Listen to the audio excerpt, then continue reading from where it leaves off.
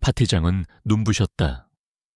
서울 최고급 호텔의 스카이라운지를 통째로 빌린 20살 박유라의 생일 파티는 그야말로 호화로움의 극치였다.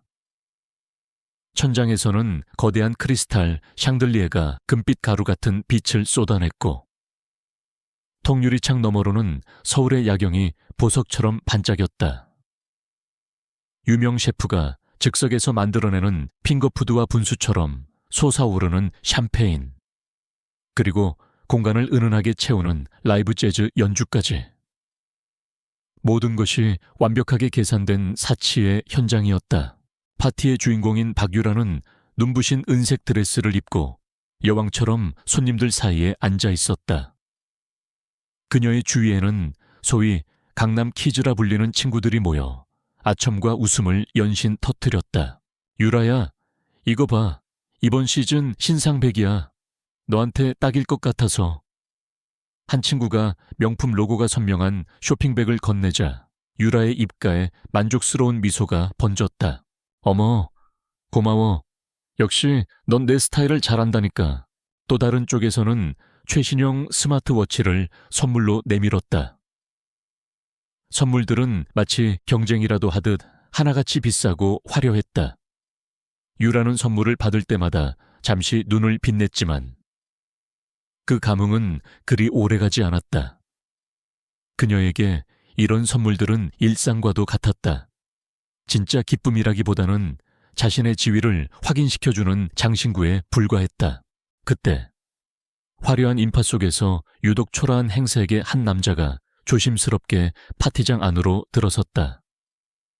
쉰을 간 넘긴 듯한 남자는 유행이 한참 지난 낡은 재킷에 색이 바랜 면바지를 입고 있었다.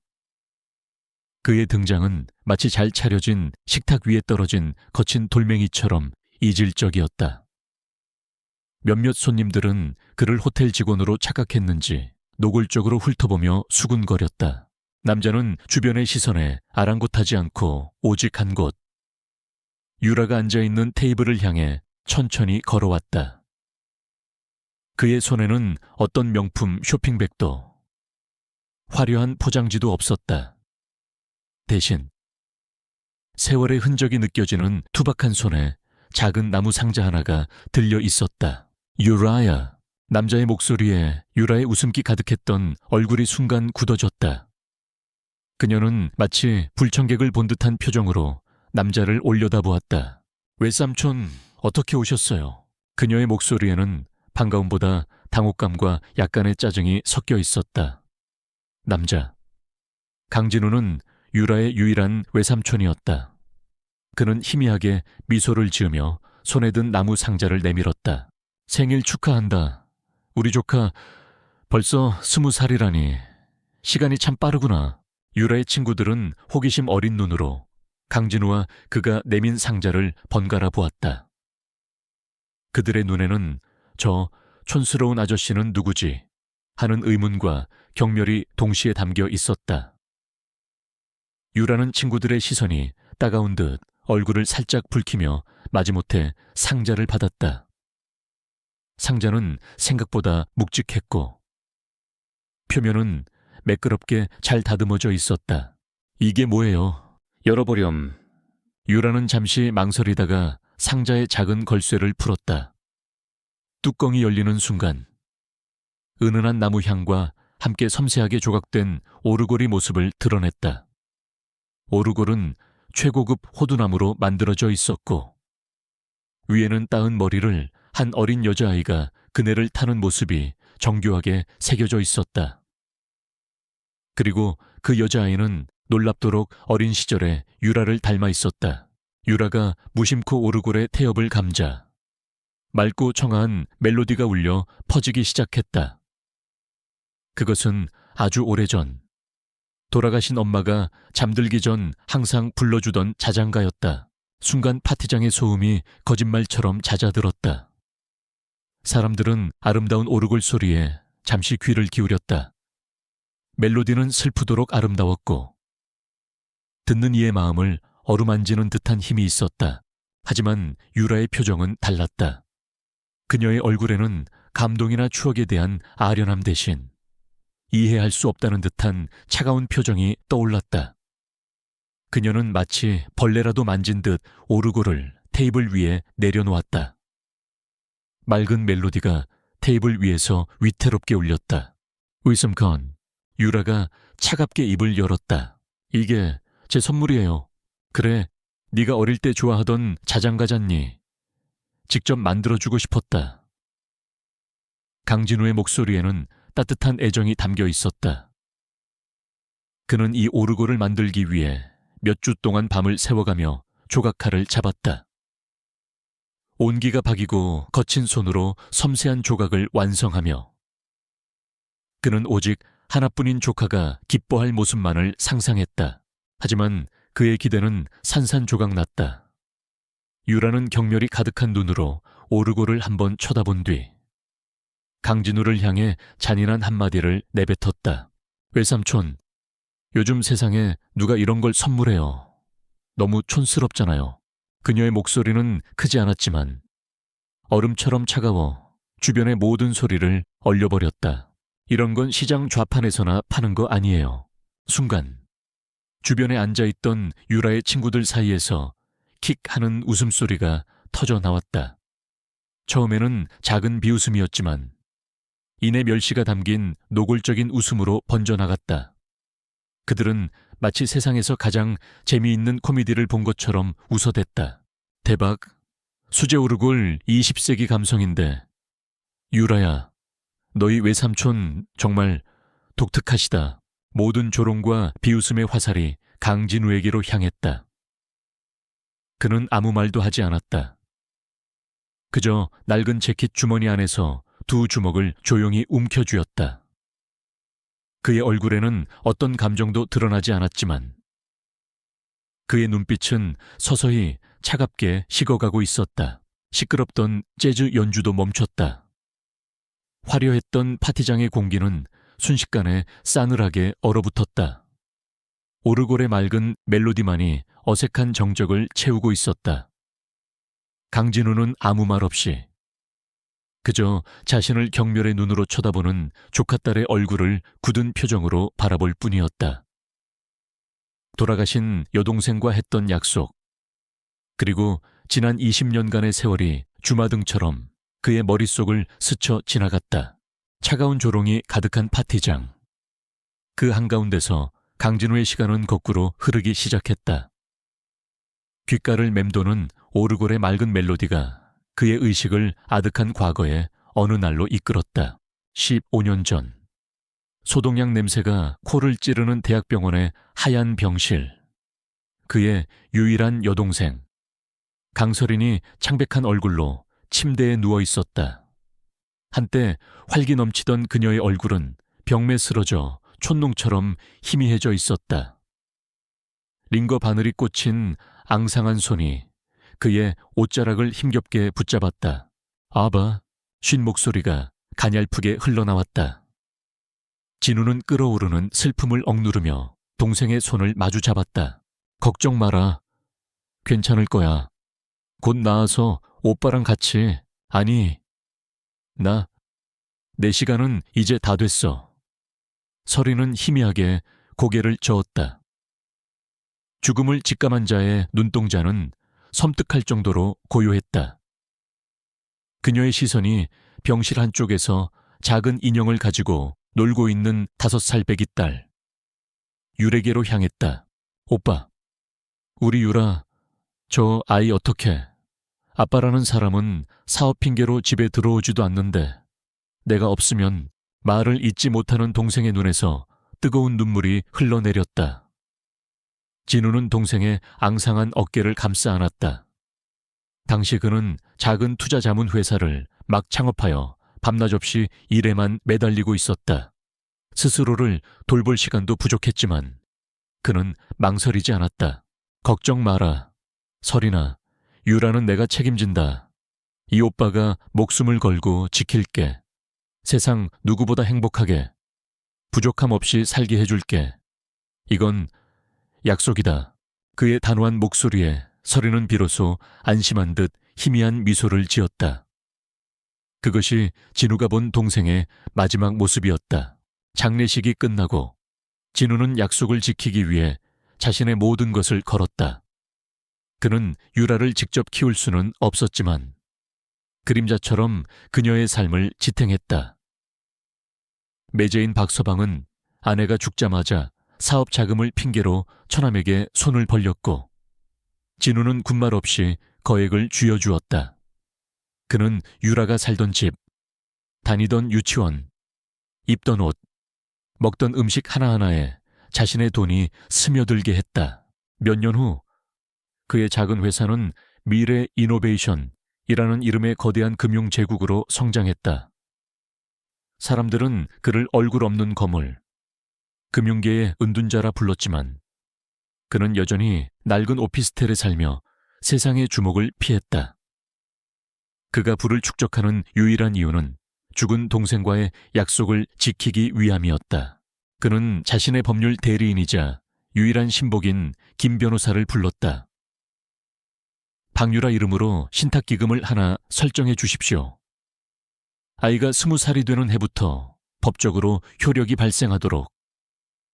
금액은 내가 가진 자산의 30%로 합시다. 김 변호사는 자신의 귀를 의심했다. 미래 이노베이션 자산의 30%는 천문학적인 액수였다.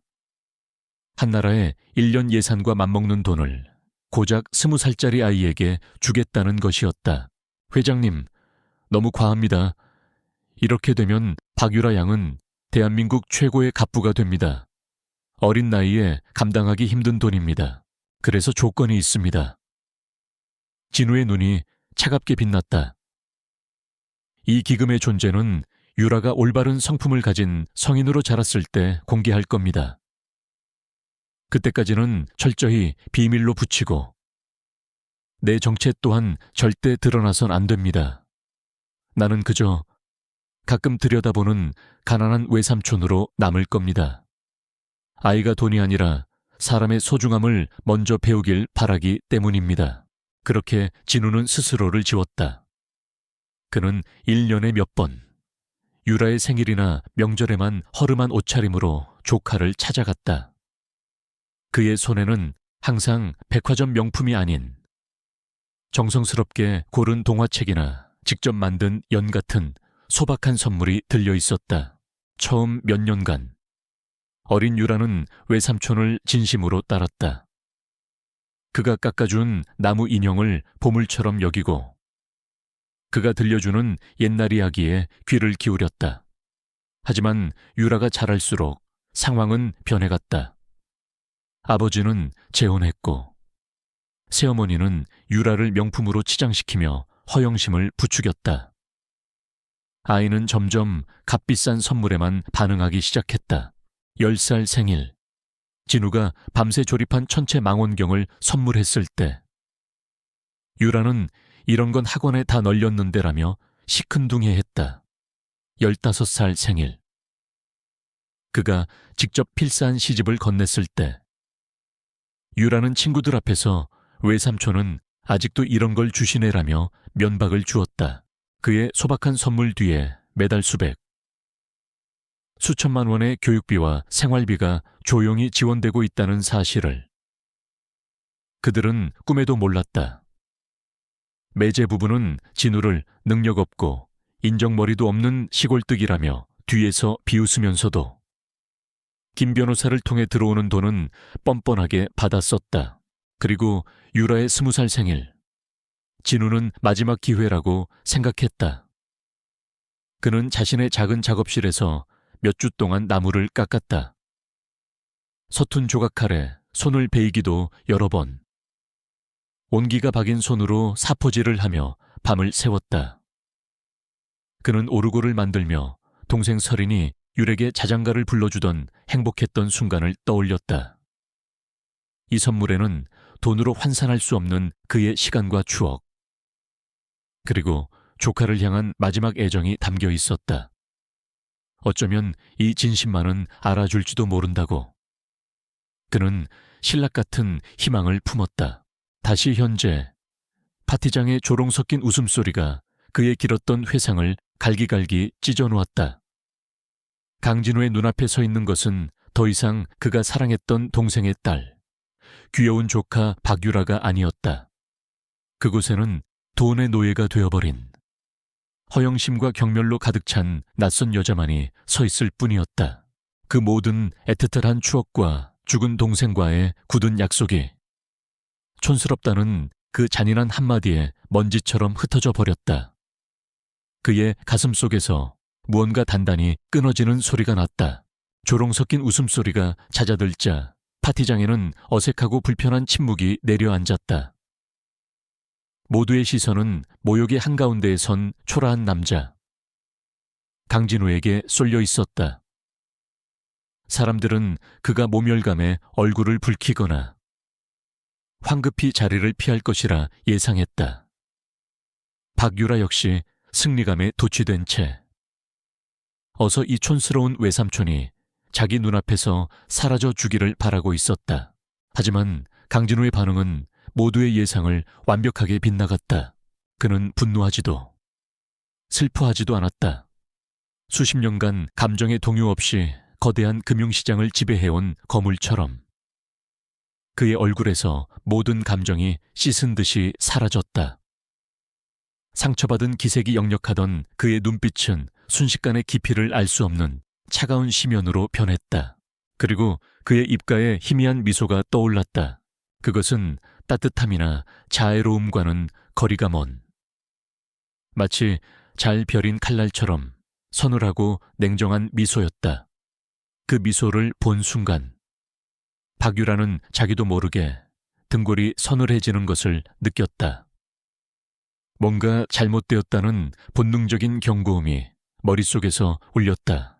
강진우는 천천히 입을 열었다. 그의 목소리는 낮고 조용했지만 파티장에 그 누구도 무시할 수 없는 무게감을 담고 있었다. 이 선물이 그렇게 마음에 들지 않는 게냐? 그것은 질문이 아니었다. 마지막 확인이자 최후 통첩이었다. 그는 더 이상 유라의 대답을 기다리지 않았다. 그는 조롱하는 친구들 사이를 유령처럼 지나 테이블로 다가갔다. 그의 움직임에는 한치의 망설임도 없었다. 그는 테이블 위에 덩그러니 놓인 호두나무 오르골을 조심스럽게 집어들었다. 마치 세상에서 가장 귀한 보물을 다루는 듯한 손길이었다. 그는 엄지손가락으로 오르골 표면에 묻은 작은 얼룩을 닦아낸 뒤 품 안에 낡은 재킷 안주머니에 소중하게 넣었다. 그 행동은 하나의 선언과도 같았다. 자신이 쏟았던 모든 마음과 추억, 그리고 애정을 완전히 거두어드리겠다는 선언. 유라와 그녀의 친구들은 그저 어리둥절한 표정으로 그의 행동을 지켜볼 뿐이었다. 저 남자가 도대체 무슨 생각을 하는 건지 짐작조차 할 수 없었다. 바로 그때 강진우가 재킷 다른 쪽 주머니에서 휴대폰을 꺼내들었다. 그것은 최신형 스마트폰이 아니었다. 화면은 작고 버튼은 달아빠진 구형 폴더폰이었다. 파티장에 모인 젊은이들이 박물관에서나 볼 법한 유물 같은 물건이었다. 몇몇이 피식 웃음을 터뜨리려다. 강진우의 얼음장 같은 분위기에 압도되어 입을 다물었다. 강진우는 익숙하게 폴더를 열고 단축번호 1번을 길게 눌렀다. 짧은 연결음이 한 번 울리고 곧바로 상대방이 전화를 받았다. 나다. 그의 입에서 나온 첫 마디는 지극히 간결했다. 그는 수화기 너머에 상대방에게 단 한순간의 의심도 허용하지 않는 절대적인 권위로 말을 이어갔다. 그의 목소리는 파티장의 그 누구에게도 들릴 만큼 크지 않았지만 이상하게도 그의 주변은 진공 상태처럼 조용해져 모든 단어가 선명하게 들렸다. 김 변호사, 나야. 그는 잠시 숨을 고른 뒤 얼음처럼 차가운 목소리로 명령을 내리기 시작했다. 지금 즉시 서린교육 신탁기금을 해지하도록. 수혜자 박유라 이름으로 설정된 바로 그 기금 말이야. 박유라. 기금이라는 단어가 들리자 유라의 얼굴이 하얗게 굳었다. 무슨 영문인지는 몰랐지만 본능적으로 자신과 관련된 중요한 무언가가 사라지고 있다는 것을 직감했다. 강진우의 명령은 계속되었다. 기금에 묶여있는 모든 자산을 즉시 유동화해. 주식, 채권, 부동산, 예외는 없다. 단 한 주, 단 한 평도 남기지 말고 전부 처분해. 그의 목소리는 한치의 감정도 씻지 않은 채 마치 기계처럼 정확한 지시를 내뱉었다. 청산된 모든 자금은 그룹 예비 자금 계좌로 이체시키도록. 그리고 관련해서 발생하는 모든 세금 및 법률 문제는 즉시 처리해. 단 1분의 오차도 없이. 그는 전화를 끊기 전 마지막으로 한마디를 덧붙였다. 그것은 그의 결심이 얼마나 확고한지를 보여주는 마지막 쐐기였다. 지금 바로 실행해. 딸깍. 강진우는 폴더를 닫았다. 짧고 건조한 소리가 파티장의 정적을 갈랐다. 그는 더 이상 그 누구에게도 눈길을 주지 않았다.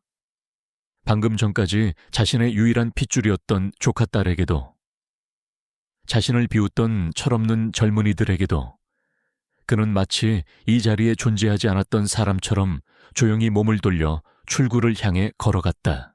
그의 낡은 뒷모습이 화려한 파티장의 인파 속으로 사라질 때까지 그 자리에 있던 누구도 감히 입을 열거나 움직이지 못했다.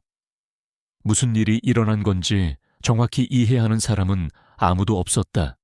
하지만 모두가 느낄 수 있었다. 방금 전 그들의 눈앞에서 감히 상상조차 할 수 없는 거대한 무언가가 움직였다는 것을. 그리고 곧 닥쳐올 폭풍의 전조를. 박유라는 얼어붙은 채 외삼촌이 사라진 문 쪽을 멍하니 바라보았다. 심장이 바닥으로 떨어지는 듯한 끔찍한 예감이 그녀의 온몸을 덮쳐왔다. 강진우가 사라진 파티장에는 어색한 정적이 감돌았다. 잠시 후 누군가 헛기침을 하며 분위기를 환기하려 애썼다. 유라야, 괜찮아, 별일 아니겠지. 그냥 화가 나서 해본 소리일 거야. 한 친구가 다가와 유라의 어깨를 두드리며 위로했지만 그 목소리에는 확신이 없었다. 유라는 멍하니 서 있었다. 신탁기금, 자산 유동화, 전부 처분. 외삼촌이 내뱉은 단어들은 생소했지만 그 안에 담긴 파괴적인 기운은 온몸으로 느껴졌다. 하지만 그녀는 애써 불안감을 떨쳐냈다. 그래, 가난한 외삼촌이 할 수 있는 게 뭐가 있겠어. 그냥 겁주려는 거겠지. 그녀의 오만함은 아직 현실을 직시하지 못하고 있었다. 신경 꺼. 그냥 늙은이의 심술 같은 거니까. 유라는 억지 미소를 지으며 아무렇지 않은 척 샴페인 잔을 집어들었다. 하지만 잔을 든 손이 미세하게 떨리고 있었다. 그때 테이블 구석에 앉아있던 한 남학생이 깊은 생각에 잠긴 얼굴로 혼잣말처럼 중얼거렸다. 그의 이름은 이민혁으로 국내 굴지의 건설사 사장의 아들이었다. 김 변호사라. 어디서 들어본 이름인데 그는 아버지의 서재에서 혹은 비즈니스 미팅 자리에서 스치듯 들었던 이름들을 머릿속으로 되짚어보고 있었다. 그의 중얼거림을 옆에 있던 친구가 들었다. 왜 그래 아는 사람이야? 아니, 확실하진 않은데. 설마 아니겠지. 민혁은 고개를 저었지만 뇌리를 스치는 불길한 예감을 떨칠 수 없었다. 그는 홀린 듯 스마트폰을 꺼내 검색창에 김 변호사라는 키워드를 입력했다. 수많은 동명이인이 검색되었다. 그는 잠시 고민하다가 강진우의 전화 통화에서 들었던 단어를 추가했다. 김 변호사 미래. 검색 결과 최상단의 하나의 이름이 떠올랐다. 김민준 변호사. 미래 이노베이션. 미래 이노베이션스 법무팀 총괄 수석. 민혁의 눈이 커졌다. 미래 이노베이션. 대한민국 금융시장을 뒤에서 움직이는 거대한 괴물. 베일에 쌓인 총수가 이끄는 실체조차 제대로 알려지지 않은 투자 제국이었다. 그리고 김민준 변호사는 그 제국의 유일한 대외 창구이자 총수의 그림자로 불리는 인물이었다. 세상에. 민혁의 입에서 작은 탄성이 터져 나왔다. 주변 친구들이 의아한 눈으로 그를 쳐다봤다. 왜 그래? 민혁아, 귀신이라도 본 표정이네. 민혁은 대답 대신 손을 떨며 스마트폰 화면을 친구들에게 보여주었다. 화면에는 김민준 변호사의 냉철해 보이는 프로필 사진과 양력이 상세히 나와 있었다. 그리고 양력의 마지막 줄에 모두의 숨을 멎게 만드는 한 문장이 적혀 있었다. 주요 업무 강진우 회장, 개인 자산 관리 및 법률 대리. 강진우. 그 세 글자가 마치 낙인처럼 모두의 망막에 박혔다. 파티장의 모든 소음이 일순간 사라지는 듯했다. 방금 전 자신들이 촌스럽다고 비웃고 경멸했던 그 낡은 재킷의 남자가 바로 미래 이노베이션의 전설적인 회장 강진우라는 사실을 깨닫는 순간이었다. 말도 안 돼. 한 여학생이 거의 비명에 가까운 속삭임을 뱉었다. 미래 이노베이션 회장이 왜 저런 옷을 입고? 그럼 아까 그 전화는 진짜였어. 공포는 전염병처럼 빠르게 퍼져나갔다. 그들은 자신들이 저지른 짓의 무게를 비로소 깨달았다. 그들은 길가의 돌멩이를 걷어찬 것이 아니었다. 잠자는 용의 수염을 건드린 것이었다. 그들의 시선은 일제히 파티의 주인공 박유래에게로 향했다. 그들의 눈에는 더 이상 부러움이나 질투가 담겨 있지 않았다. 오직 엄청난 공포와 섬뜩한 동정심만이 남아 있었다. 유라는 친구들의 표정이 순식간에 변하는 것을 보고 불안하게 물었다. 뭐야, 너희들 왜 그래? 뭘 본 건데? 아무도 선뜻 대답하지 못했다.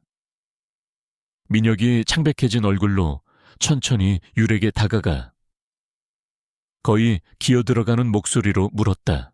유라야, 혹시 너희 외삼촌 성함이 강진우 맞니?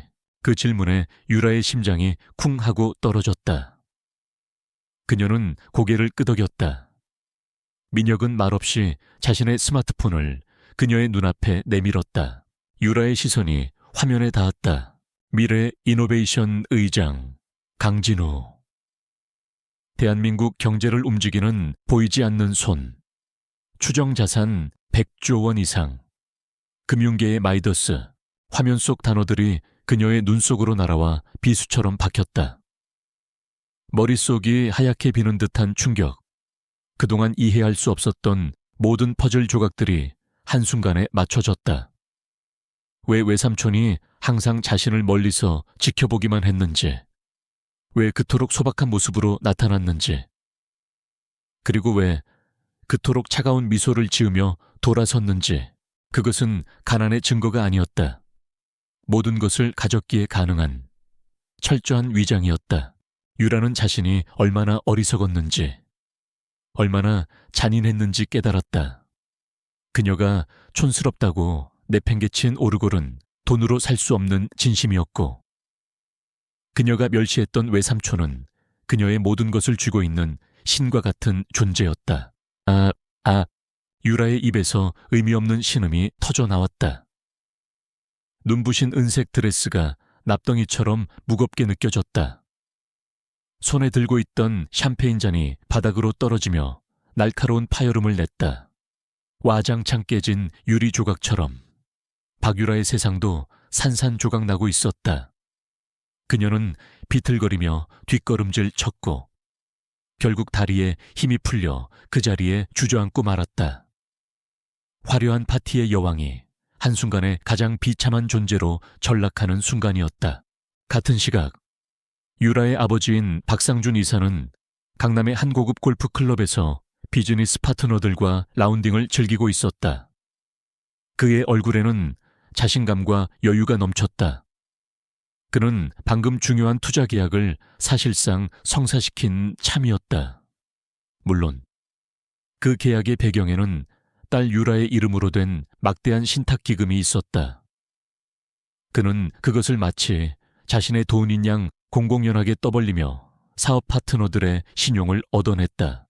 박 이사, 정말 대단해. 이번 신사업 투자는 리스크가 좀 클 텐데 자금 조달은 문제 없겠어. 파트너 중 한 명이 걱정스러운 듯 물었다. 박상준은 시가 한 대를 깊게 빨아들인 뒤 연기를 뿜으며 호탕하게 웃었다. 하하, 김 사장 걱정 붙들어 매시라고. 당신은 우리 처남이 누군지 모르지. 겉보기엔 좀 그래도. 뒤로는 우리 유라 앞으로 어마어마한 유산을 남겨줬거든. 이번 투자금 정도는 그 양반 유산에 비하면 푼돈이지. 푼돈. 그는 처남인 강진우를 속으로 경멸하면서도 그의 보이지 않는 돈을 자신의 배경처럼 마음껏 이용하고 있었다. 강진우가 자신의 제국을 건설하는 동안 박상준은 그저 아내의 오빠라는 연줄 하나로 방탕하고 무능한 경영을 이어가고 있을 뿐이었다.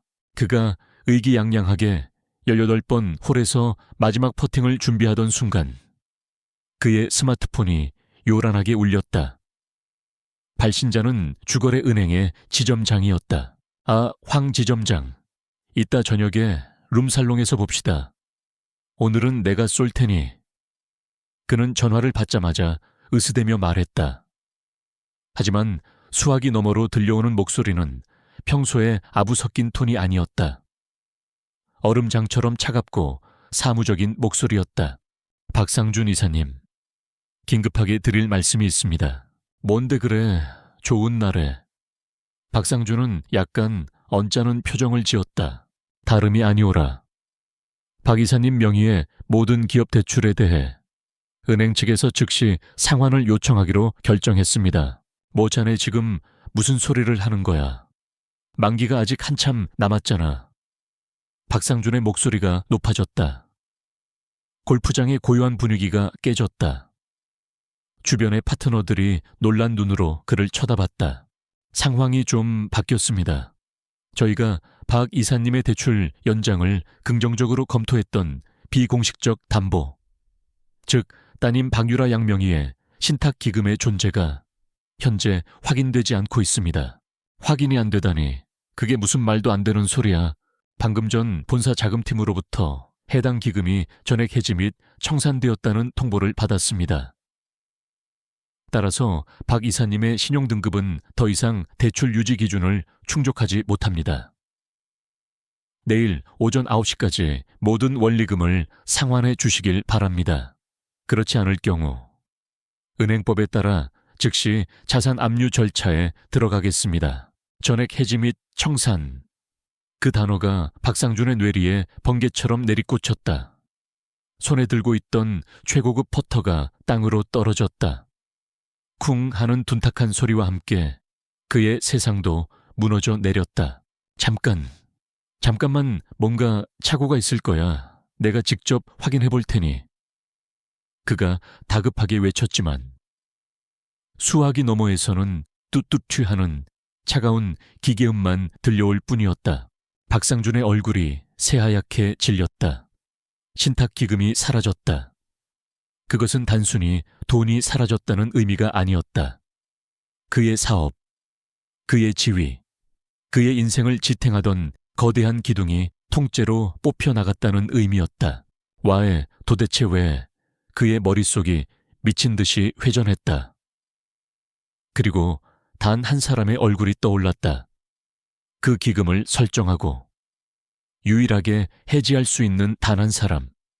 촌스럽고 무능하다고 평생을 무시했던 그의 처남. 강진우, 오늘 유라 생일 파티에 간다고 했지. 끔찍한 예감이 그의 온몸을 훑고 지나갔다. 그는 파트너들에게 아무런 설명도 없이 골프채를 내팽개치고 주차장으로 달려갔다. 박 이사 어디가 뒤에서 외치는 소리가 들렸지만 그는 돌아보지 않았다. 그는 미친 사람처럼 차를 몰아 호텔로 향했다. 제한 속도를 무시하고 경적을 울려대며 도로를 질주하는 동안 그의 머릿속은 단 하나의 생각으로 가득 차 있었다. 제발 아무 일도 없어야 돼. 얼마 후 차가 호텔 입구에 급정거했다. 그는 주차 요원에게 차 키를 던지다시피 하고 연 회장으로 뛰어 올라갔다. 쾅! 박상준은 연 회장 문을 거칠게 열어젖혔다. 그리고 그는 지옥도를 보았다. 화려해야 할 파티장은 폭풍이 휩쓸고 간 듯 엉망이었다. 값비싼 음식들은 아무도 손대지 않은 채 식어가고 있었고, 샴페인 타워는 위태롭게 기울어져 있었다. 그리고 그 한가운데 자신의 딸 박유라가 은색 드레스를 입은 채 바닥에 주저앉아 넋나간 사람처럼 울고 있었다. 남아있던 몇 안 되던 유라의 친구들은 박상준의 험악한 얼굴을 보자마자 마치 유령이라도 본 것처럼 슬금슬금 뒷걸음질 치며 연 회장을 빠져나갔다. 그들은 침몰하는 배에서 가장 먼저 탈출하는 쥐 때와 같았다. 박상준은 딸에게 달려갔다. 하지만 그의 눈에는 아버지의 걱정이 아닌 모든 것을 잃은 자의 광기 어린 분노가 서려 있었다. 그는 유라의 여린 어깨를 거칠게 붙잡고 흔들었다. 박유라, 무슨 짓을 한 거야? 그의 목소리는 절규에 가까웠다. 외삼촌한테 무슨 망발을 짓거린 거냐고. 똑바로 말해. 유라는 공포에 질려 아버지를 올려다보며 울기만 할 뿐. 아무 대답도 하지 못했다. 아니, 할 수 없었다. 텅 빈 연 회장에는 한때 파티의 여왕이었던 딸을 향한 파산한 아버지의 절규만이 메아리 치고 있었다. 그 순간 그들은 자신들이 가진 모든 것이 사실은 그들의 것이 아니었음을, 그리고 이제 그 모든 것을 잃었음을 뼈저리게 깨달았다. 박상준과 그의 아내, 그리고 딸 유라는 넋이 나간 채 텅 빈 연 회장을 빠져나왔다. 하룻밤 사이에 천국에서 지옥으로 떨어진 그들은 어떻게든 강진우를 찾아 용서를 비는 것 외에는 다른 방법이 없다는 것을 알았다. 하지만 강진우의 행방은 묘연했다. 그가 사는 곳, 그의 사무실, 그들은 처남에 대해 아는 것이 거의 없었다. 박상준은 마지막 지푸라기라도 잡는 심정으로 수첩 구석에 적혀 있던 낡은 주소 하나를 찾아냈다. 아주 오래전 강진우가 처음 사업을 시작할 때 사용했던 허름한 오피스텔 주소였다. 설마 아직도 저런 곳에 있을까 싶었지만 선택의 여지가 없었다. 세 사람은 빚쟁이처럼 몰려 도심 외곽의 낡고 허름한 오피스텔 건물 앞에 도착했다. 금방이라도 무너져 내릴 듯한 건물의 모습은 미래 이노베이션이라는 거대 제국의 이미지와는 전혀 어울리지 않았다. 아빠, 정말 여기가 맞아? 이런 곳에. 외삼촌이 산다고 유라가 믿을 수 없다는 듯 물었다. 그녀의 눈에는 여전히 현실을 부정하는 기색이 역력했다. 박상준은 대답 대신 침을 한번 삼키고 낡은 계단을 올랐다. 7층. 복도 끝에 위치한 768호. 녹슨 철문 앞에서 그는 몇 번이나 망설이다가 마침내 문을 두드렸다. 떡떡떡. 안에서는 한참 동안 아무런 인기척이 없었다. 그들이 포기하고 돌아서려던 순간 문이 소리 없이 열렸다. 문을 연 것은 강진우가 아니었다.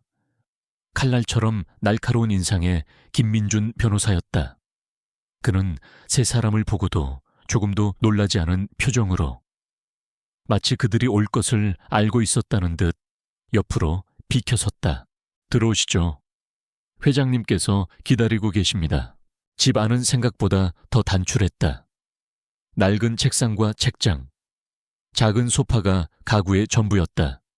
강진우는 파티장에서 입었던 낡은 재킷을 벗고 편안한 실내복 차림으로 낡은 소파에 앉아 책을 읽고 있었다. 그의 모습은 수십조 자산을 움직이는 금융제국의 황제가 아니라 은퇴 후 소일거리를 즐기는 평범한 노인 같았다. 박상준은 집 안으로 들어서자마자 이성을 잃고 무릎부터 꿇었다. 처남아니, 회장님, 제가 죽을 죄를 졌습니다. 제가 딸년 교육을 잘못 시켰습니다. 제발 저희 가족 한 번만 살려주십시오. 그는 바닥에 머리를 찌으며 절규했다. 그의 아내 역시 옆에서 아주버님, 유라는 아직 어려서 뭘 몰라서 그런 거예요. 철없는 아이의 실수이니 제발 노여움을 푸세요라며 울먹이며 거들었다. 유라도 아버지의 등 뒤에 무릎을 꿇었다. 그녀는 진심으로 후회하고 있었다. 하지만 그 후회가 자신의 오만함에 대한 반성인지 아니면 눈앞의 부와 미래를 잃게 된 것에 대한 공포 때문인지는 그녀 자신도 알 수 없었다. 외삼촌, 제가 다 잘못했어요. 정말 죄송해요. 다시는 안 그럴게요. 제발 용서해 주세요. 네. 그녀의 목소리는 눈물에 젖어 애처롭게 떨렸다. 강진우는 책에서 눈을 떼지 않은 채 그들의 절규를 묵묵히 들었다. 한참 동안 방 안에는 세 사람의 울음소리와 애원만이 가득했다. 마침내 그들의 울음소리가 잦아들자 강진우는 조용히 책을 덮고 그들을 바라보았다. 그의 눈에는 분노도, 동정도 없었다. 오직 판결을 내리는 판사처럼 차가운 이성만이 번뜩일 뿐이었다. 매제, 그가 먼저 박상준을 불렀다. 내가 지난 15년간 매제 사업에 자금 지원을 끊은 적이 단 한 번이라도 있었나? 아예 없습니다. 나는 매제가 내 동생이 남긴 유일한 가족의 남편이기에 최소한의 도리를 다하려 했을 뿐이네. 하지만 자네는 내 돈을 자네의 능력이라 착각하며 살았지. 자네의 그 오만함이 오늘날의 유라를 만든 첫 번째 원인이야. 그의 시선이 이번에는 박상준의 아내에게로 향했다. 그리고 형수, 당신은 유라의 친어미가 아니라는 부담감 때문에 아이를 올바르게 훈육하는 대신 비싼 물건으로 환심을 사려고만 했소.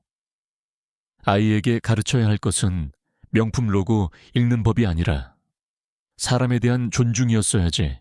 마지막으로 그의 차가운 시선이 유라에게 꽂혔다. 유라는 그 시선에 압도되어 숨조차 제대로 쉴 수 없었다. 유라야, 강진우의 목소리는 나지막했지만 그 어떤 고함보다 날카롭게 유라의 가슴을 파고들었다. 네오는 아직도 문제의 본질을 모르는구나. 이 일은 돈의 문제가 아니다. 바로 내 인성의 문제다. 그는 자리에서 일어나 책장으로 걸어가 어제 파티장에서 가져온 호두나무 오르골을 꺼내 들었다. 이게 뭐라고 생각하나 고작 낡은 나무 상자로 보이나 이 안에는 네 어머니의 목소리가 그리고 너를 향한 내 마지막 기대가 담겨 있었다. 나는 네가 20살이 되면 돈으로 살 수 없는 것들의 소중함을 아는 어른이 되어 있기를 바랐다. 하지만 넌 내 기대를 그리고 네 어머니의 추억을 촌스럽다는 한마디로 가차없이 짓밟았다. 그의 목소리에는 실망과 슬픔이 짙게 배어 있었다. 나는 네게서 돈을 빼앗는 것이 아니다. 오히려 마지막 선물을 주는 것이다. 돈이 없어도 스스로의 힘으로 일어서는 법을 배울 기회. 땀의 가치와 진심의 소중함을 깨달을 기회를 주는 거란 말이다. 그것이 내가 죽은 내 어미에게 해줄 수 있는 마지막 도리다. 그는 오르골을 다시 책장 위에 올려놓고 그들에게 등을 돌렸다. 그것은 대화의 끝을 알리는 명백한 신호였다. 이제 돌아가 봐라. 너희들의 삶은 이제 너희들 스스로 책임져야 할 것이다. 박상준이 무언가 더 말하려 했지만 그 순간 김 변호사가 그림자처럼 다가와 그들의 앞을 막아섰다. 나가주시죠. 김 변호사의 단호한 말에 세 사람은 더 이상 버틸 수 없었다. 그들은 절망에 빠진 채 오피스텔에서 쫓겨났다. 쿵! 무거운 철문이 닫히는 소리가 그들의 등 뒤에서 울렸다. 그것은 단순히 문이 닫히는 소리가 아니었다. 그들의 안락하고 풍요로웠던 과거와 단절되는 잔인한 선고의 소리였다. 박유라의 가족이 절망의 나락으로 떨어진 다음 날 아침, 서울의 심장부, 여의도 금융가의 가장 높은 빌딩 최상층, 미래 이노베이션의 심장부라 할 수 있는 회장실은 외부 세계와는 완벽하게 차단되어 있었다. 거대한 통유리창 너머로 서울의 정형이 장난감처럼 펼쳐져 있었고, 벽에는 수백억을 호가하는 현대 미술 작품이 무심하게 걸려 있었다. 하지만 방의 주인인 강진우의 책상은 불필요한 장식 하나 없이 극도로 간결하고 실용적이었다. 어제와 같은 낡은 옷이 아닌 몸에 잘 맞는 회색 맞춤 정장을 입은 강진우는 더 이상 초라한 외삼촌이 아니었다. 그는 대한민국 금융시장을 쥐고 흔드는 제왕, 회장 강진우 본연의 모습으로 돌아와 있었다. 그의 앞에는 김민준 변호사와 그룹의 핵심 임원 몇 명이 굳은 얼굴로 서 있었다. 어제 지시한 박유라 양의 신탁기금은 전액 청산 완료되었습니다. 총액은 상상을 초월하는 수준입니다. 김 변호사가 서류를 내밀며 보고했다. 임원들의 얼굴에 스쳐 지나가는 경외감을 보며 강진우는 담담하게 입을 열었다. 수고했네. 이제 그 돈에 새로운 주인을 찾아줄 시간이군. 임원들은 숨을 죽였다. 저 천문학적인 돈이 과연 어디로 흘러갈 것인가. 새로운 투자, 해외 기업 인수 모두의 예상을 깨고 강진우는 전혀 다른 방향을 제시했다. 공익재단을 하나 설립할 걸세. 그는 자리에서 일어나 창가로 걸어갔다. 서울을 발 아래에 두고 그는 자신의 결심을 차분히 설명했다. 재단의 이름은 설인장학재단으로 하게. 내 죽은 여동생의 이름을 따서 설인, 그 이름을 입에 담는 순간 강진우의 냉철한 눈빛이 아주 잠시 인간적인 슬픔으로 흔들렸다. 김 변호사는 말없이 고개를 숙였다. 강진우는 다시 임원들을 돌아보며 재단의 설립 목적을 명확히 밝혔다. 그의 목소리는 강하고 단호했다. 이 재단은 두 가지 분야의 인재들을 지원할 걸세. 첫째, 전통 공예나 수공예 예술처럼 손으로 직접 무언가를 만들어내는 분야. 둘째, 상업성과는 거리가 먼 클래식 음악이나 순수 예술 분야. 한 임원이 조심스럽게 질문했다.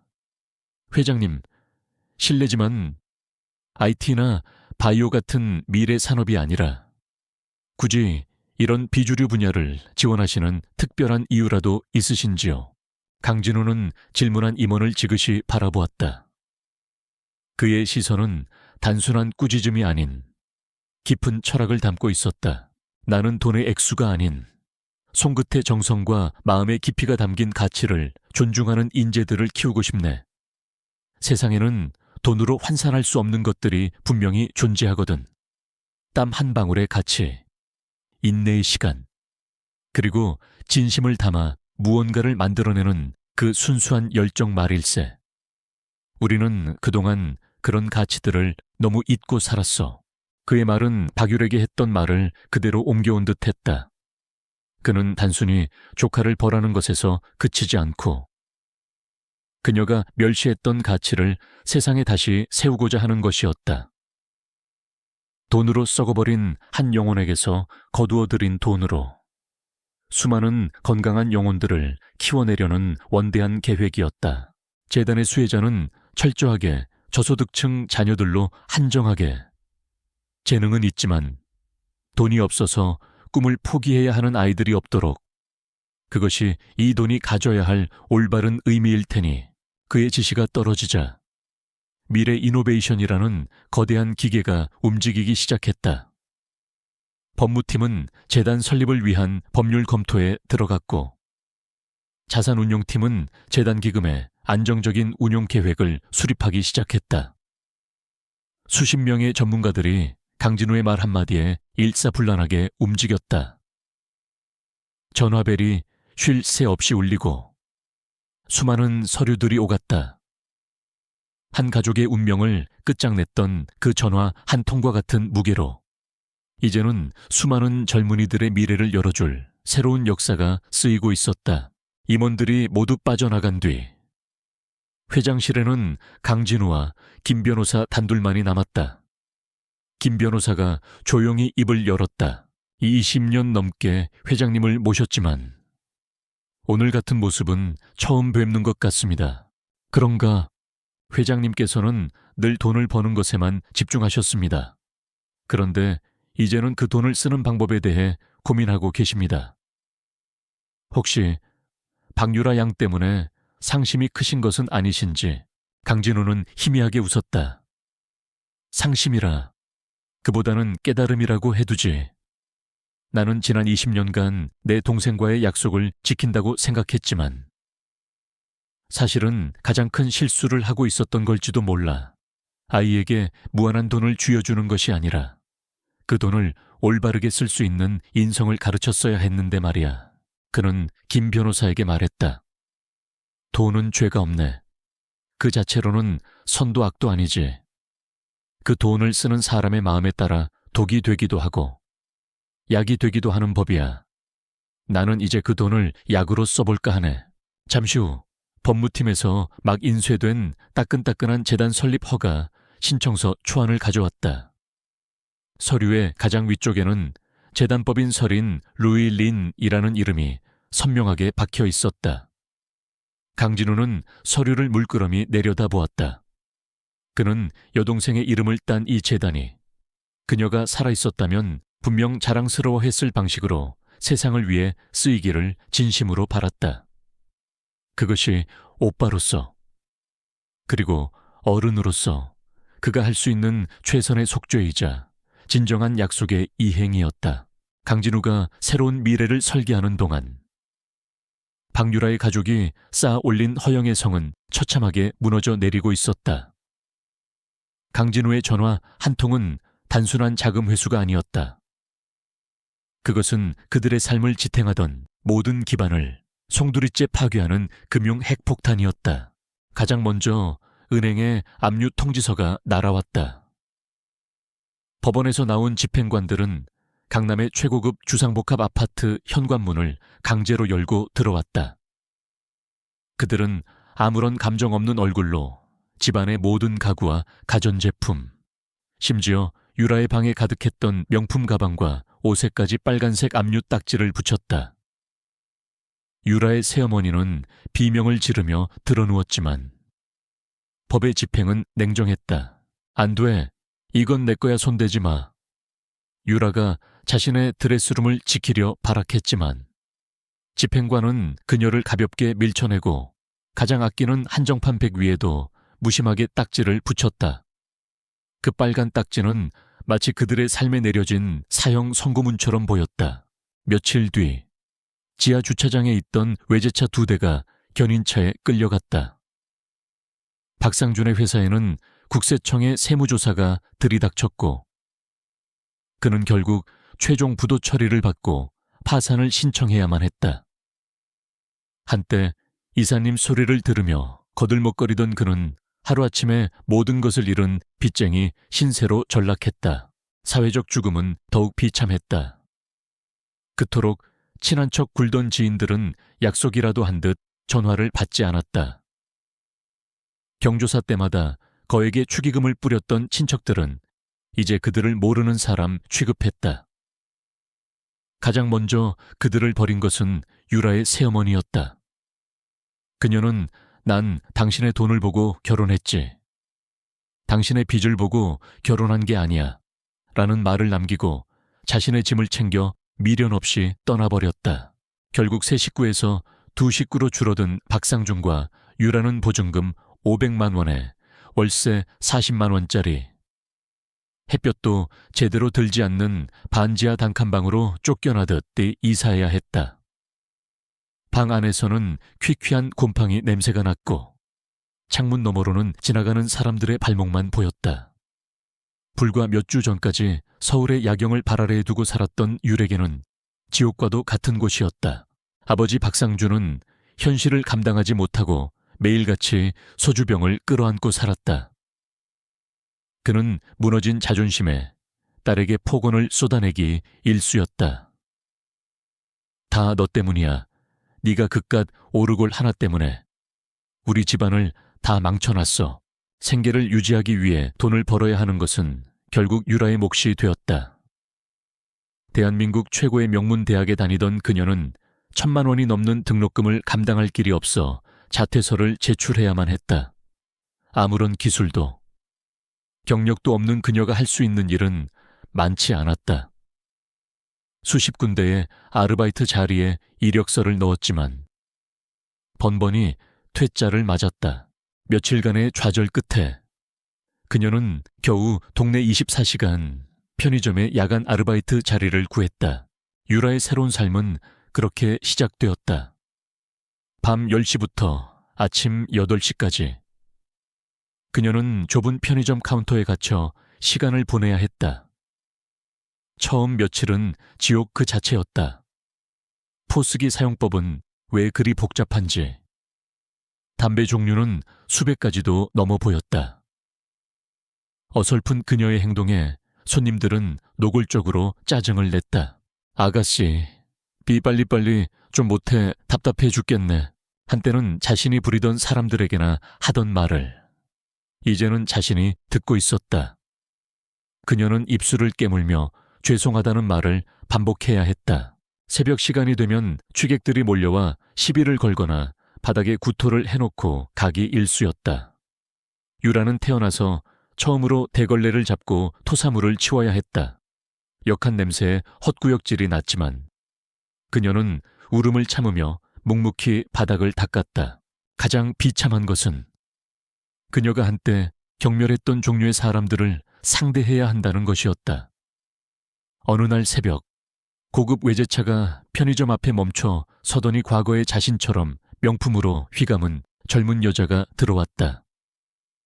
여자는 유라를 위아래로 훑어보더니 거만한 목소리로 말했다. 여기 수입 생수, 제일 비싼 걸로 하나 줘봐요. 아, 그리고 저기 과자 좀 가져다 줄래요? 가기 귀찮네. 유라는 순간 숨이 멎는 듯 했다. 여자의 모습에서 자신의 과거가 보였다. 그녀는 잠시 망설이다가 손님, 물건은 직접 가져오셔야 합니다. 라고 기어들어가는 목소리로 말했다. 여자는 어이없다는 듯 코웃음을 쳤다. 뭐 겨우 편의점 알바 주제에 말대꾸하는 거야. 너 내가 누군지 알아. 그 순간 유라는 깨달았다. 과거의 자신이 얼마나 오만하고 잔인했는지를. 그녀는 고개를 숙이고 아무 말도 할 수 없었다. 기나긴 밤이 지나고 동이틀 무렵 유라는 지친 몸을 이끌고 퇴근했다. 차가운 새벽 공기를 맞으며 반지하 방으로 돌아오는 길은 너무나 멀게 느껴졌다. 방에 들어서자 아버지는 여전히 술에 취해 잠들어 있었다. 그녀는 유통기한이 지나 폐기해야 할 삼각김밥으로 첫 끼를 때웠다. 거울에 비친 자신의 모습은 처참했다. 푸석한 피부, 다크서클이 턱까지 내려온 피곤한 얼굴, 한때 파티의 여왕이라 불렸던 모습은 어디에도 없었다. 오직 고된 노동과 가난에 찌든 낯선 여자가 서 있을 뿐이었다. 그녀는 차가운 방바닥에 누워 곰팡이가 핀 천장을 바라보았다. 눈물이 흘렀지만 이제는 소리내어 울 기력조차 남아있지 않았다. 몇 달의 시간이 흘렀다. 계절이 바뀌는 동안 박유라의 삶은 단조로운 고통의 반복이었다.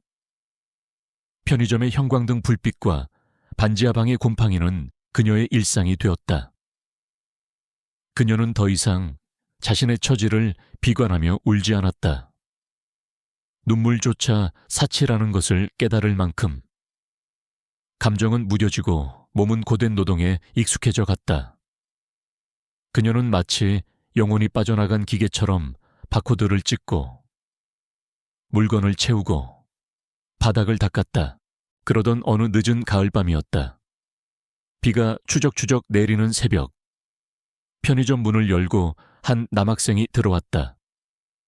낡은 후드티에 두꺼운 뿔테 안경을 쓴 학생은 누가 봐도 가난한 고시생처럼 보였다. 그는 한참을 망설이다가 가장 싼 컵라면 하나와 삼각김밥 하나를 골라 계산대로 가져왔다. 따뜻한 물은 저쪽에 있습니다. 유라가 무심하게 말했다. 학생은 꾸벅 고개를 숙여 인사하고 구석 창가 자리에 앉아 허겁지겁 라면을 먹기 시작했다. 유라는 묵묵히 그 모습을 지켜보았다. 그의 낡은 운동화와 잔뜩 쌓아놓은 두꺼운 전공 서적들이 눈에 들어왔다. 한때 자신과는 다른 세상의 사람이라고 생각했을 모습이었다. 학생은 금방 식사를 마치고 다시 한번 유에게 가볍게 목례를 한 뒤 편의점을 나갔다. 잠시 후 유라는 그가 앉았던 자리를 치우다가 테이블 밑에 떨어져 있는 낡은 지갑 하나를 발견했다. 학생의 것이 분명했다. 그녀는 무심코 지갑을 열어보았다. 안에는 현금 몇천 원과 낡은 학생증, 그리고 꼬깃꼬깃 접힌 가족사진 한 장이 들어있었다. 학생증 사진 속에서 그는 지금보다 더 앳된 얼굴로 환하게 웃고 있었다. 순간 유라의 마음속에서 무언가 꿈틀했다. 만약 이 지갑을 잃어버린다면 저 학생은 얼마나 상심할까. 지갑 속의 돈보다 더 소중한 것들이 들어있을 터였다. 아주 잠깐 이 돈으로 따뜻한 커피나 한 잔 사 마실까 하는 생각이 스쳤지만 그녀는 곧 고개를 저었다. 그녀는 카운터에 잠시 자리 비움이라는 팻말을 올려놓고 지갑을 든 채 빗속으로 뛰쳐나갔다. 저기요 학생. 다행히 학생은 버스 정류장을 향해 천천히 걷고 있었다. 유라의 목소리에 그가 뒤를 돌아보았다. 유라는 숨을 헐떡이며 그에게 달려가 지갑을 내밀었다. 이거 떨어뜨리고 가셨어요. 학생은 그제야 주머니를 더듬어 보다가 얼굴이 하얗게 질렸다. 그는 유라가 내민 지갑을 받아들고는 거의 울먹이는 목소리로 말했다. 정말 감사합니다. 이걸 잃어버렸으면 정말 큰일 날 뻔했어요. 정말 감사합니다. 그는 몇 번이고 허리를 숙여 감사 인사를 했다. 유라는 오히려 자신이 더 어색해져서 괜찮다고 손사래를 쳤다. 아닙니다. 그럼 그녀가 돌아서려는 순간 학생이 그녀를 붙잡았다. 잠시만요. 사례를 하고 싶은데 제가 지금 가진 돈이 별로 없어서. 그는 잠시 망설이더니 편의점으로 다시 달려가 가장 저렴한 캔커피 하나를 사 들고 나왔다. 그는 따뜻한 캔커피를 유라의 손에 쥐어주었다. 정말 별거 아니지만 이거라도 받아주세요. 정말 감사합니다. 차가운 빛 속에서 그녀의 손에 전해진 캔커피의 온기는 이상하리만치 뜨거웠다. 유라는 태어나서 처음으로 아무런 대가도 없는 순수한 감사와 친절을 받아보았다. 그날 밤 일을 마치고 집으로 돌아오는 길에 유라는 계속해서 손안의 캔커피를 만지작거렸다. 곰팡내 나는 반지하 방에 들어서자 술에 취해 잠든 아버지가 어질러 놓은 옷가지들이 보였다. 그것들을 치우던 그녀의 손끝에 딱딱하고 네모난 무언가가 걸렸다. 아버지가 입던 낡은 점퍼 주머니 속에서 나온 것은 먼지가 뽀얗게 쌓인 호두나무 오르골이었다. 아마도 그날 파티장에서 아버지가 정신없는 와중에 주워온 모양이었다. 유라는 자신도 모르게 오르골을 집어들었다. 몇 달 만에 다시 마주한 오르골은 더 이상 촌스러운 물건으로 보이지 않았다. 그녀는 손가락으로 오르골 표면의 먼지를 조심스럽게 닦아냈다. 그러자 정교하게 조각된 어린 시절 자신의 모습이 드러났다. 그네를 타며 환하게 웃고 있는 여자아이. 그녀는 오르골을 만들기 위해 수많은 밤을 새웠을 외삼촌의 투박한 손을 떠올렸다.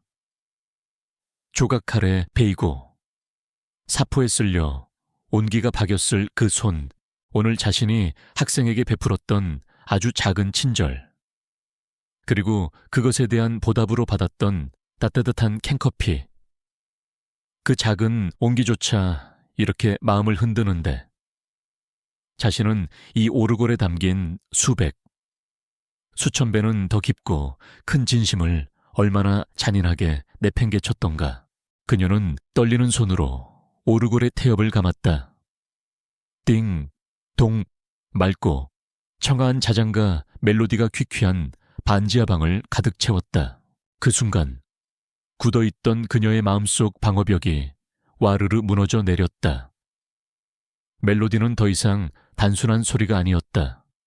그것은 돌아가신 엄마의 따뜻한 목소리였고 외삼촌의 안타까운 사랑이었으며 자신이 잃어버린 모든 소중한 것들에 대한 진홍옥이었다. 유라는 오르골을 가슴에 끌어안고 주저앉아 오열했다. 그것은 자신의 망가진 인생에 대한 서러움의 눈물이 아니었다. 돈과 명예를 잃은 것에 대한 분노의 눈물도 아니었다. 자신의 어리석음과 오만함에 대한 뼛속 깊은 곳에서부터 우러나오는 진정한 후회의 눈물이었다. 그녀는 한참 동안 어린아이처럼 목 놓아 울었다. 첫눈이 내리던 겨울의 초입, 화려하진 않지만 정갈하고 품위 있는 작은 아트홀에서 제1회 서린 루일린 장학재단 장학금 수여식이 열리고 있었다. 강진우는 무대 위가 아닌 객석 가장 뒷줄 구석에 다른 학부모들 사이에 섞여 조용히 앉아 있었다. 오늘도 그는 평범한 중년 남성의 모습이었다. 그가 이 재단의 설립자라는 사실을 아는 사람은 이 자리에 아무도 없었다. 그래서 저는 꿈을 포기해야만 했습니다. 단상 위에서 한 여학생이 떨리는 목소리로 소감을 발표하고 있었다. 올해의 수석 장학생으로 뽑힌 한국 전통 목공예를 전공하는 한소연 학생이었다. 앳된 얼굴의 학생은 자신의 가난했던 가정 환경과 비싼 재료비와 공구값을 감당하지 못해 좋아하던 나무 만지는 일을 그만두려 했던 순간을 담담하게 이야기했다. 그때 제게 한 줄기 빛과 같았던 것이 바로 서린 장학재단이었습니다. 얼굴도 이름도 모를 어떤 분의 고귀한 뜻 덕분에 저는 다시 제 꿈을 향해 나아갈 수 있게 되었습니다. 이 은혜를 평생 잊지 않고 사람의 마음을 움직이는 따뜻한 가구를 만드는 장인이 되어 보답하겠습니다. 소연 학생은 연설을 마치며 자신이 직접 깎아 만든 작은 나무 기러기 한 쌍을 들어보였다. 정교하고 따뜻한 생명력이 느껴지는 작품이었다. 객석에서 박수가 터져 나왔다. 강진우는 말없이 박수를 치며 무대 위의 학생을 바라보았다. 그는 학생의 모습 위로 오래전 오르골을 받고 기뻐할 거라 믿었던 어린 유라의 모습을 겹쳐보았다. 돈이 앗아갔던 순수한 열정이 이제 그 돈으로 인해 다시 피어나고 있었다.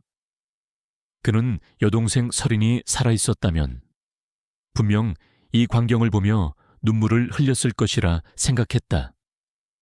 이것이야말로 그녀의 이름을 올바르게 기리는 방법이었다.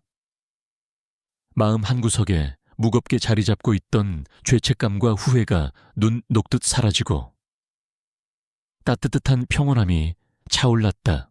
수여식이 끝나고 강진우는 그 누구와도 마주치지 않고 조용히 아트홀을 빠져나왔다.